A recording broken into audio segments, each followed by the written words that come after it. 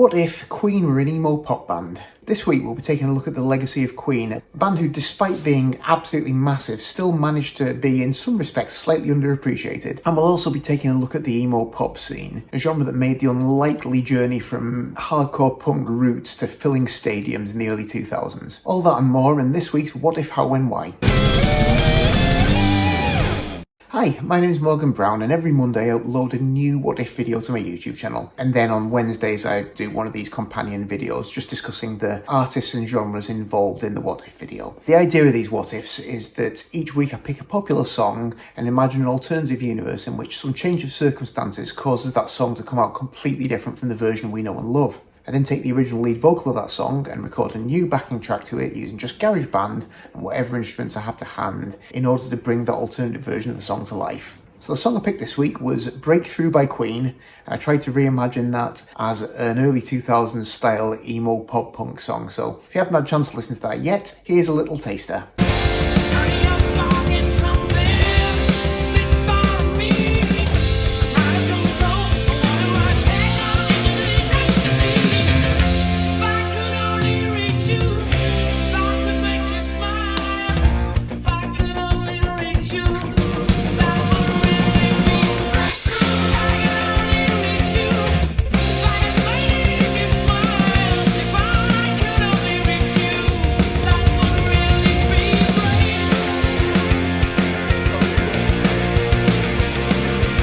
I was just thinking about Queen a little while ago, and what prompted me to start thinking about them was an exchange I saw on Twitter a couple of weeks ago. I think some magazine had published one of these lists that magazines do publish of the greatest rock bands of all time, and someone had commented that it couldn't be a serious list if it didn't include Queen in the top 10. And then someone else had commented on that saying, "Oh God, thinking Queen's one of the best bands of all time is the most basic imaginable music opinion." And that to me kind of said a lot about how Queen are perceived, because they're absolutely massive. I mean, their biggest hits are universally known and have become such a sort of integral part of our culture that it's hard to sort of imagine a time when they didn't exist in a way. You know, from Wayne's World turning Bohemian Rhapsody into a meme to Don't Stop Me Now being in this iconic scene in Shaun of the Dead to We'll Rock You or Another One Bites the Dust becoming chants at sports games. And obviously there was the huge hit biopic, which I'm not a massive fan of as well, but that's helped to sort of hammer home the bits of Queen that people particularly remember. Live Aid, obviously the big Wembley performance with Freddie in the kind of yellow military-style jacket with the little mic stand and everything. These are sort of iconic images that have become a sort of inescapable part of our culture. So in that respect, Queen are huge. There are a lot of people who consider themselves to be massive Queen fans who know that stuff. They know the greatest hits. They know Freddie Mercury was a great frontman, and in their estimation that makes Queen one of the greatest bands of all time. And you know, I can see how someone would arrive at that conclusion. I can also see how, if you're inclined to be a music snob, which I sometimes am, you would also find that to be a bit of a basic opinion. Queen have never been a band that have been a major favourite of critics, and I think there's always been a feeling that rather than aspiring to create sort of meaningful art, they've always been more inclined to go for overblown populist entertainment, if you will. If you're inclined to be a music snob, I can definitely see how Queen, or at least the well-known aspects of Queen, seem corny and obvious. And Radio Gaga and I Want to Break Free and whatever are perfectly good pop songs, but they're not sort of the most substantial of things. It's not sort of aspiring to any greater purpose or making any kind of significant statement. It's crowd-pleasing, it's populist, and I can definitely see how, based on the popular view of Queen, you could see how it would be considered a little basic too. I think the problem is that both of those viewpoints are just taking a very shallow look at Queen.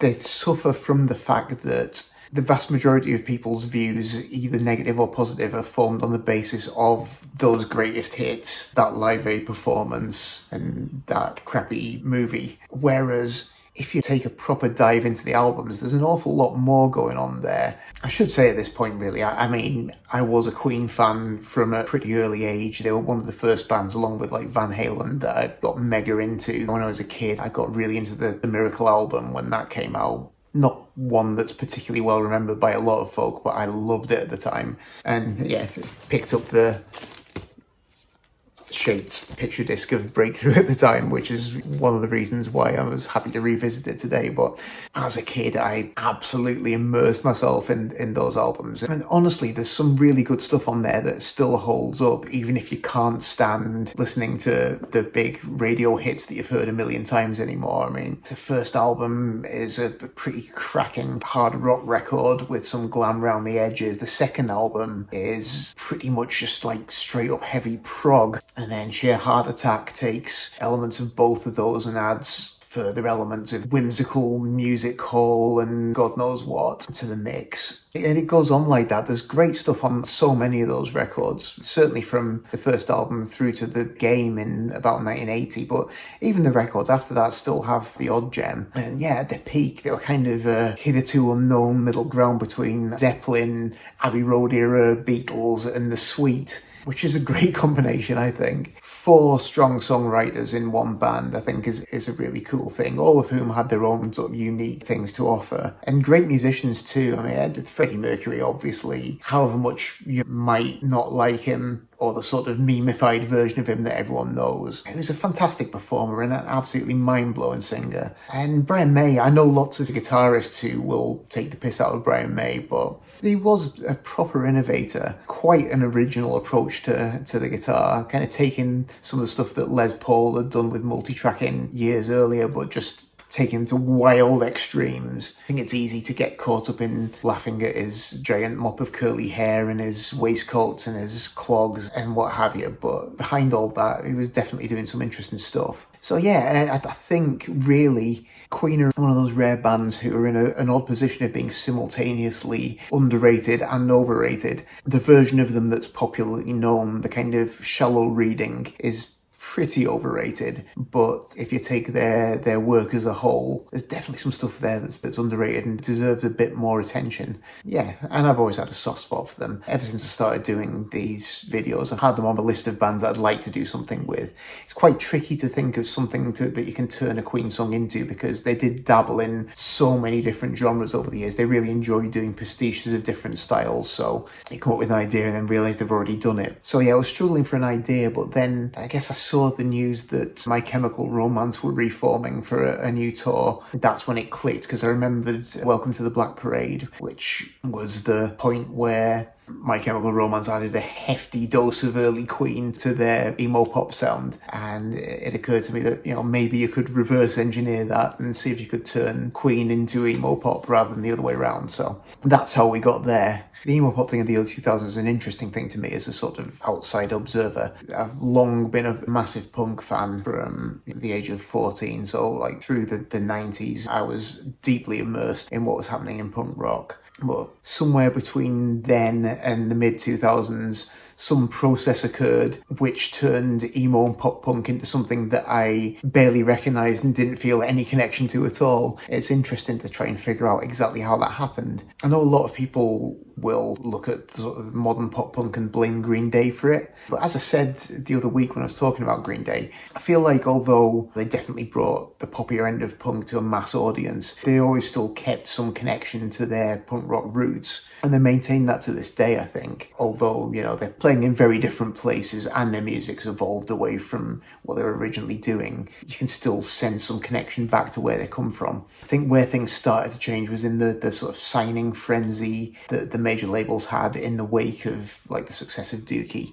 Like they were just snapping up every band that they could get their hands on from the popular end of the punk scene and also from the emo scene as it existed at the time. Because emo at the time still, to most people was short for emotional hardcore, dating back to its roots in the mid-80s Washington DC scene with bands like Rite of Spring and Embrace. And it had been through its fair share of changes over the years. The Midwestern scene added a bunch of mathy indie rock to the equation, and then as the 90s had progressed, various bands had sort of taken that kind of post-hardcore sound but added poppier elements to it. So by the time the sort of post-Green Day gold rush was on, you had bands like Jimmy Eat World and the Get Up Kids, who still obviously had roots in that sort of original emo sound but had also incorporated poppier elements to it. At the same time as that's happening, you get the next generation of post-Green Day major label pop-punk bands, led obviously by Blink-182, who the one time I saw them live prior to them signing to a major, it sounded more like a kind of Fat Records skate punk band, sort of goofy, fast songs with snotty teenage humour. By the time that Enema of the State album came out, all of that had been stripped away and it was just this very, very slick, polished pop product, which I think definitely set the bar for major label pop punk from that point onwards. I think as the 2000s continue, you kind of see that those two things start to bleed into each other, with the emo bands getting ever poppier and further removed from any kind of post-hardcore roots, and you get pop-punk bands also becoming ever more poppy and removed from their punk roots, whilst also incorporating more of this angsty, emotional content that they're hearing from the emo bands. So these two things are kind of converging, and I guess a lot of the bands initially involved in this were still coming from legit roots in a sort of underground punk scene. People like certainly Jimmy Eat World, but also like Fall Out Boy and Blink did actually have roots in legit pop punk. But the longer this goes on, the more bands are coming through who have started out by hearing Green Day and then Blink. So they've only ever known this music as music that fills arenas. They've never been in basement shows or house shows. So for this next generation coming through, like, that's what the music's about. That's the aspiration. Somewhere in all this as well, a distinct style emerges that goes hand in hand with this music, which is adopted by at least some of the performers and also by the new generation of listeners who are listening to this stuff. Combining elements of punk style, particularly kind of skate punk style, with bits of the goth look as well. So black skinny jeans with studded belts and Vans and dyed black hair and this kind of big sweep over your face and the black eyeliner, and that kind of becomes the look of the scene. And I guess at the same time in the States, that's when Hot Topic stores start popping up in malls across America. So you've got this scene with major label backing that goes hand in hand with a style that's available off the rack to every teenager in America. So it really blew up. I was definitely just a few years too old to get sucked into it, which I'm quite thankful for, really, because it's not really my cup of tea. But yeah, it's weird because I'd always considered myself to be a big fan of pop punk, but I think it was at that point that pop punk kind of became a separate thing, totally divorced from punk.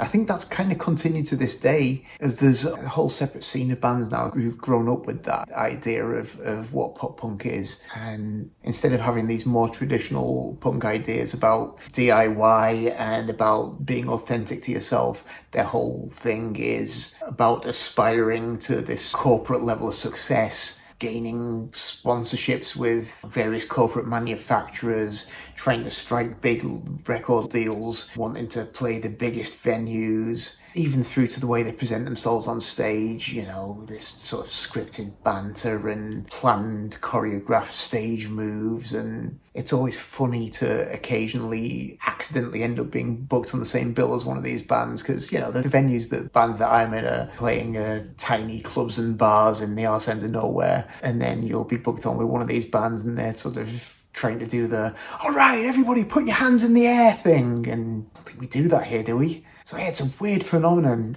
A few good songs came out of that stuff, plenty of catchy tunes, but quite distinct from the punk rock that I grew up loving and continue to love. And certainly also barely, if at all, related to the emo that I grew up listening to as well. But yeah, anyway, that takes me to this week's alternative universe scenario. So in our alternative timeline this week, most things are the same, but for the fact that all the members of Queen were born 30 years later. So instead of forming as kind of a hard rock group, they've formed as a skate punk band, and they spent the later years of the 90s building a small following with just modest success, playing this skate punky kind of stuff. And, they're happy enough with that, but then they gradually see a few of their contemporaries in the scene outgrowing it and getting signed to bigger labels and playing bigger venues and having real success. And they start to think, oh, well, maybe we've been plowing this furrow too long, maybe it's time to change. And they're trying to figure out what direction to go in. And Roger, John and Brian are all very keen to follow in the footsteps of Blink-182 because they really like this slicker pop punk sound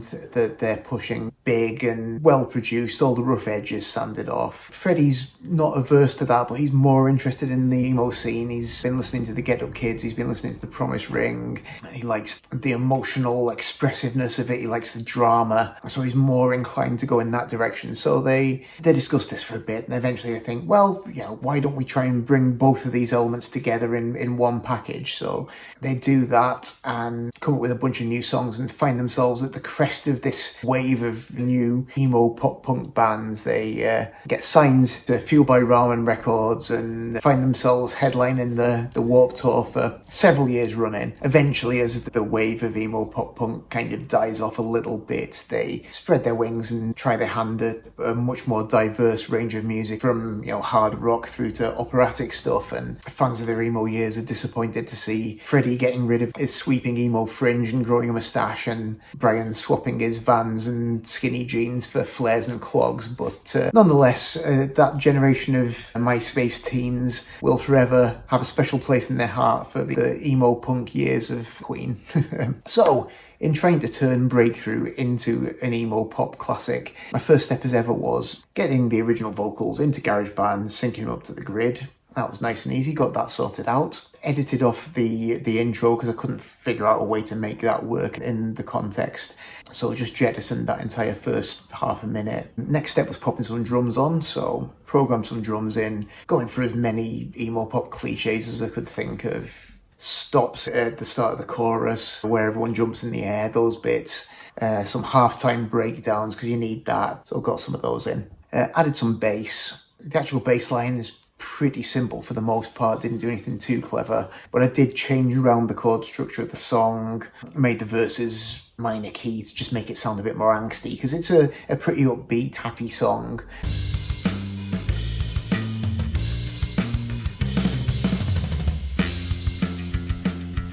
Then guitar-wise, I've got, I think, maybe 5 guitar tracks on there. Started out with just some rhythm guitars, so panned left and right, played straight through. The main sound is just sort of moderately overdriven rhythm tone, and then on each side I've got a virtual overdrive pedal that I kick on for choruses just to give it a bit more of a saturated drive in those bits. Neither of those are doing anything terribly fancy, just kind of blasting away on the chords in a fairly standard pop punk style. Some ringy outy bits in the verses, some palm muted bits chugging along, and then some big loud chording for the choruses.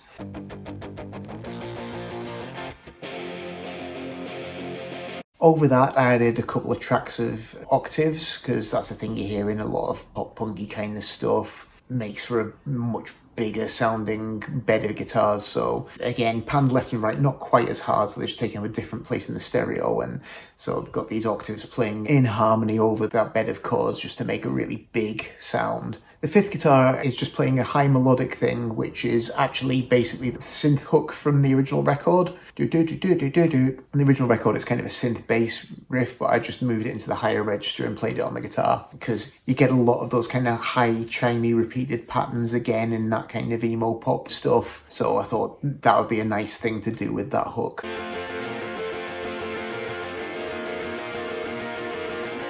And then for the video, normally I'd get a live performance of the band doing the song in the kind of time frame that it originally came out. For Breakthrough, this is tricky because Queen had stopped playing live by the time The Miracle came out, so literally the only performance there is of it with Freddie singing is from the original music video. Very risky using original music videos in these things because obviously they're copyrighted, as you'd expect. So I had to really chop it up, really crop it down. It's got filters on it to make it look different, so I could just avoid being copyrighted into oblivion. So we've got that as the basic performance. Obviously the members of Queen don't look tremendously 2000s emo, and their instruments don't look tremendously 2000s emo, so to kind of have some band shots in that looked a bit more the part, I edited in some shots from the Paramore gig, so we've got them playing away there, looking a bit more the part than Queen themselves do. And then to provide a bit more of a kind of cultural context, I found a really fun documentary about 2000s emo style, which has some great clips of